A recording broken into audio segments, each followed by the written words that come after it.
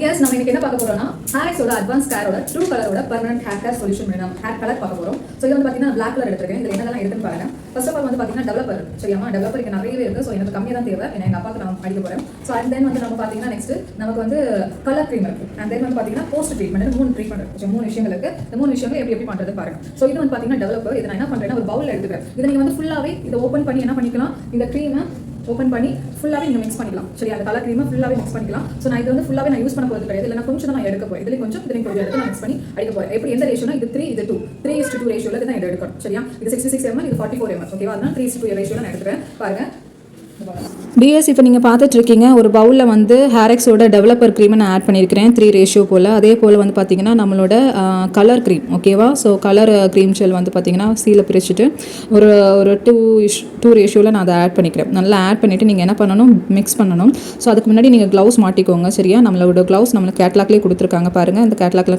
கொடுத்துருக்காங்க. இதை நான் எடுத்து நான் க்ளவுஸ் போட்டுக்கிறேன். சரியாமா, நீங்கள் க்ளவுஸ் போட்டுகிட்டே நீங்கள் அப்ளை பண்ணுங்கள். சரியா, க்ளவுஸ் போட்டாச்சு.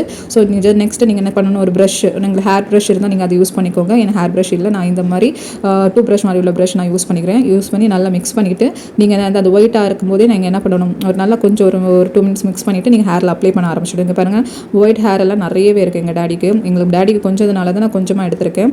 சரியா, ஸோ நான் இவ்வளோ பாருங்கள் நல்லா மிக்ஸ் பண்ணணும். ஓகேவா, எவ்வளோ தூரம் மிக்ஸ் பண்ணணுமோ அவ்வளோ தூரம் மிக்ஸ் பண்ணிவிட்டு நீங்கள் வந்து ஹேரில் அப்ளை பண்ணுங்கள். அந்த ஒயிட்டாக இருக்கும்போதே நீங்கள் அப்ளை பண்ணிவிடுங்க. ஸோ நல்லா அப்ளை பண்ணுங்கள்.